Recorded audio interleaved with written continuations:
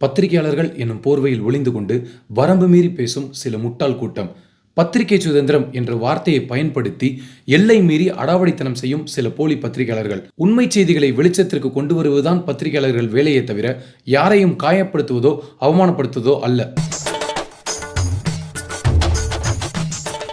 ரொம்ப நாளாவே இது மனசில் தோணிட்டே இருந்தது. அதாவது என்ன அப்படின்னா, ஒரு டேகை மாட்டிட்டு பத்திரிகையாளர்கள் அப்படின்ற பேரில் இவங்க என்ன வேணாலும் கேள்வி கேட்பாங்க, என்ன வேணாலும் கமெண்ட் பண்ணுவாங்க. ஆனால் அவங்கள மட்டும் யாருமே எதுவுமே சொல்லக்கூடாது, ஒரு முகம் சொலித்து கூட பேசக்கூடாது அப்படின்ற ஒரு வழக்கம் தான் ஆண்டாண்டு காலமாக தமிழ்நாடு பத்திரிகையாளர்கள் செஞ்சுட்டு வர்றாங்க. இதில் எல்லா பத்திரிகையாளர்களையும் நம்ம குறை சொல்ல விரும்பலை. ஆனால் ஒரு சில பத்திரிகையாளர்கள் தங்களோட லிமிட் என்னன்றது தெரியாமலே இவங்க பத்திரிகையாளர்கள் அப்படின்றதுனாலே கிட்டத்தட்ட ஒரு பரமாத்மா ரேஞ்சுக்கு அவங்கள ஃபீல் பண்ணிக்கிறாங்க. அப்படி பல சம்பவங்கள் நம்ம உதாரணத்துக்கு சொல்லலாம். உண்மையிலேயே தமிழ்நாடு அரசியலில் ஒரு மிகப்பெரிய மாற்றம் வேண்டும் அப்படின்னு எல்லாரும் காத்துக்கிட்டு ஐயா விஜயகாந்த் உண்மையிலே அவரோட நடவடிக்கைகள் எப்படி இருக்கோ இல்லையோ, ஆனால் யதார்த்தமான மனிதர், ரொம்ப நல்ல மனிதர், மக்களுக்கு நல்லது செய்யணும். இந்த தமிழ்நாட்டு அரசியலே முதன்முறையாக என் மக்களை தங்கத்தட்டில் வைத்து நான் தாளாட்ட வேண்டும் அப்படின்ற ஒரு வாக்கியத்தை சொன்னது ஐயா விஜயகாந்த் தான். ஆனால் அவரை மிகப்பெரிய மைனஸாக மாற்றினது இந்த மீடியா தான். கிட்டத்தட்ட பிளான் பண்ணி ஒரு அஜெண்டா செட் பண்ணி ஒரு அசைன்மெண்ட்டாகவே அவங்க ஒர்க் பண்ணாங்க. வேணும்னே அவர்கிட்ட போய் எந்த கேள்வி கேட்டால் அவர் ட்ரிகராக வரும் அந்த மாதிரி கேட்டு ஒரு நேர்மையற்ற தனத்தை தான் அவங்க செஞ்சுட்டே இருந்தாங்க. இப்போலாம் இவங்க என்ன வேணாலும் பேசிடுவாங்க, எதை வேணாலும் நம்ம கடந்து போகணுன்ற நிர்பந்தத்துக்கு நம்மளே தள்ளிட்டாங்க. சமீபத்தில் வாட்டர்மெலன் ஸ்டார் அப்படின்னு தனக்குத்தானே ஒரு லேபிள் குத்திக்கிட்டவர் தான் மதுரையை சேர்ந்த இந்த டிக்டாக்ல ரொம்ப பிரபலமான டாக்டர் திவாகர். இவர் ஒரு டாக்டர்னு அவர் சொல்லியிருக்காரு. அவரும் ஒரு யதார்த்தமான மனிதர், தன்னைத்தானே ஒரு ஹீரோன்னு நினைச்சிட்டு வாழ்ந்துட்டு இருக்காரு. எத்தனையோ பேர் மனநலம் பாதிச்சது போலலாம் வீடியோ போட்டுட்டு இருக்காங்க. அது போல இவர் என்ன பண்ணார்னா, நான் ஒரு நடிகர் அப்படின்னு சொல்லி சின்ன சின்ன விஷயங்களை காமெடியாக அவர் இருந்தாலும் கூட மக்கள் அவரை ரசிக்க ஆரம்பித்தாங்க. எப்படின்னா, அவரை சீரியஸாக எடுத்துக்கிறாம காமெடியாக எடுத்து மைண்ட் ரிலாக்ஸேஷனுக்காக அவரை ரசிக்க ஆரம்பித்தாங்க. அவர் எதை பற்றியும் கவலைப்படாமல் இந்த நாள் வரைக்கும் நம்ம ஒன்று சொல்லலாம், அவர் எவ்வளோ பெரிய காமெடியாக இருக்கட்டும், ஆனால் அவரை பார்த்து நம்ம எல்லாரும் ஒன்று கற்றுக்கணும். நீங்கள் எவ்வளவு விமர்சனங்கள், எவ்வளவு கேலி, எவ்வளவு கிண்டல்கள், இதையெல்லாம் தாண்டி இன்னைக்கு வரைக்கும் வீடியோ போட்டுட்டு விஜய் டிவியில் போய் ஒரு கெஸ்ட்டாக நின்றுட்டார் அவர். அதுவே அவரோட வெற்றி தான்.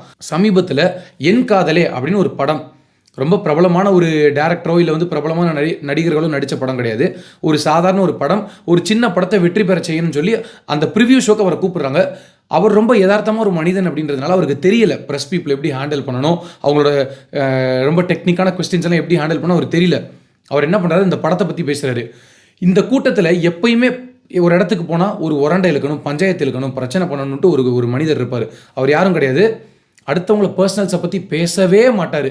தன்னோட பர்சனல்ஸை பற்றி மட்டுமே பேசக்கூடிய பைல்வான் ரங்கநாதன் ஒருத்தர். எங்கே போனீங்கனாலும் ஒரு குரல் கேட்கும், அதாவது நீங்கள் பார்த்தீங்கன்னா அப்படின்னு ஒரு குரல் கேட்கும். இந்த குரலை வச்சுக்கிட்டு போகிற வரவனை பூரா வம்பிழுத்துட்டு இருப்பார். இப்படி பல பெண்கள் குறித்து ஆபாசமாக சர்ச்சையாக அவங்களோட பெட்ரூம் விஷயத்தை பற்றி மட்டுமே பேசக்கூடிய ஒரு மனுஷன். இவர் அந்த இடத்துல பத்திரிக்கையாளராக நின்றுக்கிட்டு, நீங்கள் டக்குன்னு பேசிட்டு கிளம்புங்க, எங்களுக்கெல்லாம் வேலை இருக்குது, நாங்கள் அடுத்த இடத்துக்கு போகணும், நான் உங்கள் பேச்செல்லாம் கேட்க வரல அப்படின்னு சொல்கிறாரு. என்னவோ ஒன்று, அவர் ஒரு சின்ன மனிதனாக இருக்கலாம், அவர் இன்னும் வாழ்க்கையில் சாதிக்காமல் நிறையா இருக்கலாம், அவர் உங்கள் பார்வையில் ஒரு காமெடியனாக இருக்கலாம், ஆனால் இப்படி தான் ஒரு அணுகுமுறை இருக்கா? இதனால தான் சீமான் பல மேடைகளை சொல்கிறாரு, பத்திரிகையாளர்களாக நடந்துக்கிட்டிங்கன்னா என்னோட பதில் பத்திரிகையாளர்களை மதிக்கிற விதமாக இருக்கும், இல்லைனா என் பதில் அடாவடித்தனமாக தான் இருக்கும்னு அவர் வெளிப்படையாக பேசியிருக்காரு. சமீபத்தில் ஒரு ப்ரெஸ் மீட்டில் சீமான் அண்ணன் என்ன சொல்லியிருந்தாருன்னா, பத்திரிகையாளர் வேலையை பார்க்கணும், அடித்து மண்டைகள்லாம் உடச்சி விட்டுருவேன் அப்படின்ட்டாரு. இது உடனே மிகப்பெரிய ஒரு பேசு பொருளாக மாறிச்சு. அதை தொடர்ந்து அடுத்த நாள் பத்திரிகையாளர்கள் அவரை சந்தித்து கேட்குறாங்க, ஆனால் இந்த மாதிரி பத்திரிகையாளர்கள் நாங்கள் உங்கள் மேலே மிகப்பெரிய மதிப்பு வச்சுருக்கோம், ஆனால் நீங்கள் ஏன் இப்படி மண்டையை உடச்சிடுன்னு சொல்கிறீங்க, இது நியாயமா அப்படின்னு. அவர் சிம்பிளாக ஒரே ஒரு கேள்வி கேட்டார். கழுத்தில் ஒரு டேகை மாட்டிட்டு நீ கேள்வி கேட்குற நீ எல்லாருமே அறிவாளி, நான் முட்டாள்னு நினைக்கக்கூடாது, நீங்கள் என்ன வேணாலும் கேட்கலாம், அதுக்கு நீங்கள் என்னை எப்படி வேணாலும் சித்தரிக்கலாம் அப்படின்னா அதை என்னால் ஏற்றுக்கொள்ள முடியாது. கொள்கைக்காக வேலை செய்கிற எனக்கும் சம்பளத்துக்காக வேலை செய்கிற உனக்கு வித்தியாசம் இருக்குது. சம்பளத்துக்காக வேலை செய்கிற உனக்கு எவ்வளோ கோவம் வருதுன்னா கொள்கைக்காக வேலை செய்கிற எனக்கு எவ்வளோ கோவம் வரும் அப்படின்னு ரொம்ப அழகான அரசியல் அதை சொல்லிட்டு போயிட்டார். அப்போது பத்திரிகையாளர்கள் உண்மையிலே நீங்கள் நேர்மையானவர்கள் அப்படின்னு இருந்தீங்க அப்படின்னா முதலமைச்சரை பார்த்து நேரடியாக, அது இந்த முதலமைச்சர் இல்லை, எந்த முதலமைச்சரையும் பார்த்தோ இல்லை பிரதமரை பார்த்தோ இல்லை ஒரு அமைச்சரை பார்த்தோ இதே துணியில் நீங்கள் பேசிட முடியுமா? இதே போல் ஒரு அடாவடித்தனமாக இவர் பைல்வான் ரங்கநாதன் அவரை பேசுகிறாரு, அந்த வாட்டர்மெலன் சார் அந்த திவாகரை பேசுகிறாரு. உடனே திவாகர் யதார்த்தமாக ரொம்ப அவருக்கு தெரியுது, ரொம்ப இன்னசென்ட்டாக இருக்காரு. அவர் கோவப்படுறாரு. சார் இப்படி நான் ப்ரெஸ் மீட் கொடுத்துட்டு நீங்கள் உள்ளே இப்படி நீங்கள் பண்ணலாமா சார், என்னை நீங்கள் பேச விடாமல் தடுக்கலாமா, இதுதான் சீனியாரிட்டியா அப்படின்னு தன்மையாக தான் கேட்குறாரு. உடனே அவருக்கு ஒரு ஆதரவு குரல், ஏன்னா பத்திரிகையாளர்கள்ல அவங்க ஏதோ சொல்லிட்டா உடனே விட்டுற மாட்டாங்களா, அவங்களாம் ஒன்று கூடிடுவாங்கல்ல. உடனே அங்கேருந்து சொல்கிறாரு, ஒரு சீனியர் பார்த்து நீங்கள் இப்படி பேசுறதுலாம் நியாயமா, நீங்கள் 2 நிமிஷம் பேசிட்டு போங்க. இவங்க டைம் கொடுக்குறாங்க, உனக்கு 2 நிமிஷம் தான் டைம், பேசிட்டு என்ன பேசணும் பேசிட்டு போயிட்டே இரு, எங்களுக்குலாம் வேலை இருக்குது அப்படின்னு சொல்கிறாங்க. உடனே என்ன சொல்லுவாங்க இந்த பத்திரிகையாளர்கள் எல்லாரும், எங்களுக்கு வந்து நீங்கள் மன்னிப்பு கேட்கணும், எங்களுக்கு வந்து நீங்கள் வருத்தம் தெரிவிக்கணும், இல்லைன்னா நாங்கள் வந்து உங்களை வந்து கவர் பண்ண மாட்டோம். இப்போ நமக்கு ஒரு கேள்வி இருக்குது, பத்திரிகையாளர்கள் நீங்கள் எல்லாரும் அரசியல்வாதிகளை புறக்கணிக்கிறீங்கன்னு வச்சுப்போமே, அரசியல்வாதிகள் எல்லாரும் பத்திரிகையாளர்கள் உங்களை எல்லாரையும் நாங்கள் புறக்கணிக்கிறோம், நீங்கள் யாரும் எங்களை கவர் பண்ண வேணாம் அப்படின்னு சொல்லிட்டா உங்கள் சேனல்லாம் என்ன ஆகும்? யோசிச்சு பார்க்கணும்ல. உடனே எல்லா பத்திரிகையாளர்களையும் நீங்கள் குறை சொல்கிறியா தம்பி? அப்படி கிடையாது. உண்மையிலே இந்த மாதிரி நம்ம குற்றம் சாட்டுறோம் இல்லையா, இந்த மாதிரி வேலைகளை செய்யக்கூடிய நபர்களை தான் நம்ம மீண்டும் மீண்டும் சொல்கிறோம். இது இந்த வாட்டர்மெலன் ஸ்டார் இந்த கதையை ஒரு பக்கம் தூக்கி வச்சுட்டு இன்னொரு கேவலமான அருவருக்கத்தக்க ஒரு விஷயத்தை இப்போ நான் சொல்கிறேன். ஒரு பெண் தொகுப்பாளினி ஒரு படத்தோட ஆடியோ லான்ச்சில் அவங்க பேசிகிட்டு இருக்காங்க. ஒரு சக நடிகர் வந்து சொல்கிறாரு, நம்மளாம் நம்மளோட உடல்களை வந்து கவனிச்சுக்கிறது இல்லை, நானுமே வந்து சரியாக சாப்பிட்றதில்ல, தூங்குறதில்ல, ஷூட்டிங்னே ஓடிட்டுருக்கேன்.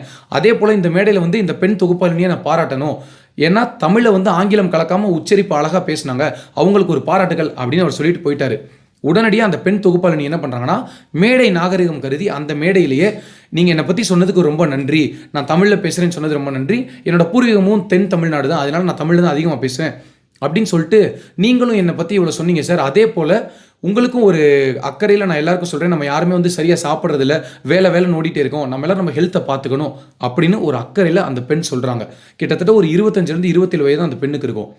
சொன்ன உடனே கீழேருந்து ஒரு பத்திரிகையாளர் என்ன கேட்குறாரு, நீங்கள் வந்து நம்ம உடல்களை பார்த்துக்கணும், வெயில் நேரத்துலலாம் நம்ம வந்து சரியாக சாப்பிடணும் தூங்கணும்னு சொல்கிறீங்களே, இப்போ நீங்கள் ஒரு உடை போட்டிருக்கீங்களே, இந்த உடையும் வந்து நீங்கள் வெயில் காலத்துக்கு ஏற்ற மாதிரி போட்டிருக்கீங்களான்னு ரொம்ப ஆபாசமாக கொச்சையாக அவர் பேசுகிறாரு. இதுக்கு அந்த மேடையில் இருக்கக்கூடிய அத்தனை நடிகர்களும் அமைதி இருக்காங்க. இமான் அண்ணாச்சி அந்த நடிகர் மட்டும் என்ன சொன்னார்னா, நீ தைரியமாக சொல்லுமா, ஆமாம் என் உடையை நான் எப்படி வேணாலும் போடுவேன், நீங்கள் எது கேள்வி கேட்குறீங்க அப்படின்னு. நீங்கள் யோசிச்சு பாருங்கள், பத்திரிகையாளர்கள் அந்த இடத்துல உட்காந்து ஒரு பத்திரிகையாளர் அந்த கேள்வி கேட்டார். இதே ஒரு சக மனிதனோ இல்லை வேற ஒரு நடிகரோ கேட்டிருந்தா என்ன இருந்திருக்கும்? திரு மிஷ்கின் அவர்கள் பேசினார், எல்லாரும் தான் எதிர்ப்பு குரல் தெரிவித்தோம். உடனே பத்திரிகையாளர்கள் என்ன சொன்னாங்க, மிஷ்கின் ஆபாசமாக பேசிட்டாரு, அசிங்கமாக பேசிட்டாரு. இப்போ நீங்கள் பேசினது என்னது? அந்த பெண்ணுக்கு என்ன ரியாக்ட் பண்ணுறதுனே தெரில. மீண்டும் அவங்க கேட்குறாங்க, என்னோட உடையை பற்றி நீங்கள் என்ன கேட்குறீங்க அப்படின்னு. ஏன் அப்படின்னா அவங்க ஒரு ஸ்லீவ்லெஸ் ட்ரெஸ் போட்டிருக்காங்க, இவர் அதை மீன் பண்ணி கேட்குறாரு, நீங்கள் வெயிலுக்கு இதமான ட்ரெஸ் போட்டிருக்கீங்களா அப்படின்னு. இதே போல் அவங்க வீட்டில் ஒரு பொண்ணு இருந்தால் இதே போல் கேட்டிருப்பாங்களா? அப்போ என்ன அப்படின்னா, நான் முதல்ல சொன்னது போல் பத்திரிகையாளர்கள் அப்படின்ற போர்வையை போத்திக்கிட்டு இவ்வளவு கேள்வி கேட்குற நீங்கள் இதே போல் அதிகார வர்க்கத்தில் இருக்கக்கூடிய யாரையாவது ஒருத்தர் இந்த மாதிரி நீங்கள் கேட்ட முடியுமா? இல்லை ரொம்ப விவிஐபி பர்சன்ஸ் கிட்ட இந்த மாதிரி நீங்கள் பேசிட முடியுமா? இதுதான் தமிழ்நாட்டில் இருக்கக்கூடிய பிரச்சனையே. நம்ம எல்லாருமே எப்படி மைண்ட் செட்டுக்கு வந்துட்டோம் அப்படின்னா, ஐயோ பத்திரிகையாளர்கள் அவங்க கிட்ட போனால் நம்ம மாட்டிப்போம், பத்திரிகையாளர்களோட கேள்வியெல்லாம் கெடுக்குப்படியாக இருக்கும் அப்படின்னு நம்ம சொல்லுவாங்க. அவங்க கேள்வி கெடுக்குப்படியாக இருக்குது, வீரமிக்க இருக்குது அப்படின்னா அது எல்லாருக்கிட்டையும் இருக்கணும். யார் வந்து ரொம்ப சோர்வாக இருக்காங்களோ, யார் ரொம்ப வந்துட்டு உண்மையிலே அடிமைத்தனம் பட்டிருக்காங்களோ அவங்கள நோக்கி உங்கள் கேள்விகள் இருக்குதுன்னா அது வீரம் கிடையாது. இந்த மேடையில் நடந்த நிகழ்வு இருக்கு இல்லையா, அந்த பெண்ணுக்கு அத்தனை பேர் குரல் கொடுத்துருக்கணும். அந்த சர்ச்சை அப்படியே முடிஞ்சிருச்சு. ஏன்னா நம்ம தமிழ்நாட்டில் ஒரு பிரச்சனையா 2 பிரச்சனை 1000 பிரச்சனை இருக்குல்ல, ஒவ்வொன்றையும் நோக்கி நம்ம ஓடிட்டே இருப்போம். எனவே பத்திரிகையாளர்கள் அப்படின்றவங்க முதல்ல நீங்கள் யாருன்றதை நீங்கள் உணரணும். நீங்கள் ஐடி கார்டை மாட்டிட்டு ஒரு பத்திரிகையில் வேலை செய்கிறோம் அப்படின்றதுனால நீங்கள் என்ன வேணாலும் பேசலாம், என்ன வேணாலும் கேட்கலாம் அப்படின்னு கிடையாது. எல்லாருக்கும் நான் ஒரு விஷயம் சொல்கிறேன், ரங்கராஜ் பாண்டே அவரை ரோல் மாடல் எடுத்துக்கோங்க. எத்தனை வாட்டி அவர் மடக்கி கேள்வி கேட்டிருக்காரே தவிர அவர் ஒரு முறையும் அநாகரிகமாக கேள்வி யாரையுமே கேட்டதில்லை. அதே போல் பதில் சொல்ல வேண்டிய இடத்துல அவரை யாராவது வேறு பத்திரிகையிலேருந்து பேட்டி எடுக்கும்போதும் கூட ஒரு இடத்துல கூட கண்ணியம் தவறியோ இல்லை கோவப்பட்டோ வார்த்தை வந்து தவறாக பேசியோ அவர் இருந்ததே இல்லை. அவர் ஒரு ரோல் மாடலை எடுத்து அதனால தான் ரங்கராஜ் பாண்டே அங்கே இருக்காரு. நான் ரொம்ப பெருமையாக சொல்கிறேன், ரங்கராஜ் பாண்டேன்ற ஒருத்தர்கிட்ட உண்மையும் நேர்மையும் சரியான ஒரு நடுநிலை போக்கு இருக்கிறதுனால தான் அவர் பத்திரிகையாளர் அப்படின்ற ஒரு உயர்ந்த இடத்துல இருக்காரு, உண்மையான பத்திரிகையாளர் அப்படின்னு. இதெல்லாம் மற்ற பத்திரிகையாளர்கள் அவரை பார்த்து கற்றுக்கணும். இன்றைக்கி இந்த பொண்ணை பேசினாங்க, அப்புறம் வாட்டர்மெலன் ஸ்டாரை பேசினாங்க, ஐயா விஜயகாந்தை காலி பண்ணாங்க. இவங்களுக்கு தேவை அப்படின்றதுக்கு ஏற்ற மாதிரி தான் இருப்பாங்க. மனசாட்சியை தொட்டு சொல்லுங்கள், எத்தனை பத்திரிகையாளர்கள் தீபாவளி அப்போ நான் நேரடியாக பார்த்துருக்கேன், தீபாவளி நேரத்தில் எத்தனை அதிகார வர்க்கத்தின் வீட்டு வாசலில் நின்றுருக்கீங்க, ஒரு நியூஸ் போடணும்னா எத்தனை பேர்கிட்ட பேசியிருக்கீங்க, இல்லைன்னு மறுக்க முடியுமா? இப்படி தான் இருக்குது இன்றைக்கி இருக்கக்கூடிய தமிழக பத்திரிகையாளர்கள். எல்லாரையுமே குறை சொல்லலை, ஒரு சிலர் இப்படி பண்ணுறதுனால ஒட்டுமொத்த பத்திரிகையாளர்கள் மேலேயும் மக்களுக்கு வெறுப்பு வந்துடுது. ஒரு காலத்தில் நான் உண்மை செய்தி எப்படி வரும் அப்படின்னா மக்களுக்கு செய்தியை கொண்டு வந்து கரெக்டாக சேர்ப்பாங்க. இன்றைக்கி அப்படி இல்லை. ஒரு நியூஸை சொல்கிறதுக்குள்ளே அதுக்கு 8 பிரேக்கிங் நியூஸ் போட்டு 16 பிரேக்கிங் மியூசிக் போட்டு மக்களை பிபி ஏற்றி படபடப்பாகவே வச்சிருக்கிறது. இதுவும் அவங்களுடைய வேலை. நீங்கள் உங்கள் முதலாளிகளுக்கு உண்மையாக இருக்கலாம், ஆனால் யாரையும் காயப்படுத்தணுன்ற எண்ணத்தில் இருக்காதீங்க. இது வந்து உங்களுக்கு வந்து நம்ம கோவப்பட்டு பேசக்கூடிய வீடியோ இல்லை, ஆனால் உங்களுக்கு உண்மையிலே அன்பாக வேண்டுறேன். எத்தனையோ பேர் வந்து தங்களுக்கு ஒரு வெளிச்சம் கிடச்சிராதா, நம்ம ஒரு உயரத்துக்கு போயிட மாட்டோமோ அப்படின்னு நினச்சி வர்றாங்க. அவங்க உண்மையிலே இன்னசென்ட்டாக பத்திரிகையாளர்களை சந்திக்க அவங்களால தெரியலையா முடியலையா, நீங்கள் சொல்லிக் கொடுங்க, சார் இப்படி பேசுங்க, நீங்கள் இப்படி பேசக்கூடாது, இது அநாகரிகமாக இருக்குது. ஒரு பத்திரிகையாளர்கள் யாராவது ஒருத்தர் ஒருவேளை வாய் தவறி யாரோ ஒருத்தர் தவறாக பேசிட்டா, இந்த மாதிரி பேசாதீங்க, அது எங்களை காயப்படுத்துது, மனது புண்படுத்துது அப்படின்னு பொறுமையாக சொல்லி பார்த்துருக்கோம். உடனடியாக கத்துருது. சிம்புன்னு ஒரு நடிகர் இருக்காரு. அவர் காவிரி பிரச்சனையப்போ ஏதோ ஒரு முயற்சி எடுக்கிறாரு. ஒரு நடிகர், அவருக்கு அரசியல் பேச வேண்டிய தேவையே கிடையாது, கட்டாயமும் கிடையாது. ஆனால் பத்திரிகையாளர்கள் எல்லாரையும் கூப்பிட்டு ஏதோ ஒரு ஐடியா சொல்கிறாரு. இப்படி நம்ம பண்ணுவோம், நம்ம வந்து சகோதரத்துவத்தை ஏற்படுத்துவோம் அப்படின்னு. உடனடியாக நீங்கள் சொல்கிறது எல்லாத்தையும் உங்கள் அடுத்த படத்துக்கு ஸ்கிரிப்டாக வச்சுக்கோங்க, உண்மையிலேயே நாட்டு நடப்பை தெரிஞ்சுக்கிட்டு பேசுங்க அப்படின்லாம் அவரை கொச்சப்படுத்தி கேவலப்படுத்தினாங்க. ஆனால் அவருக்கு தெரியும் மீடியாவை எப்படி ஹேண்டில் பண்ணணும்னு.